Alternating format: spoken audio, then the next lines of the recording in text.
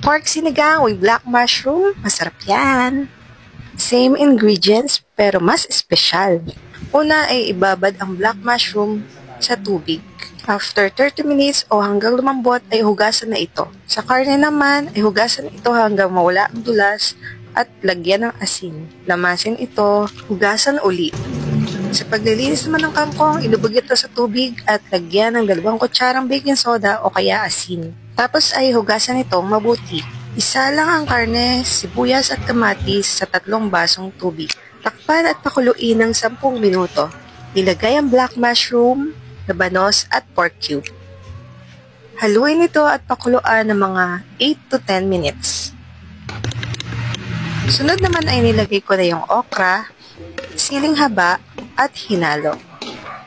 Sunod ay dinagdagan ko na to ng 1 basong tubig, patis, at sampalok sinigang mix powder. Haluin ito at pag malapit na maluto ang okra, ilagay na ang kangkong. Takpan at pagluto na ang kangkong ay iserve na yan. At ito na ang aking pork and black mushroom sinigang. Kain na! Thanks for watching Chur's Kitchen. Please subscribe our channel.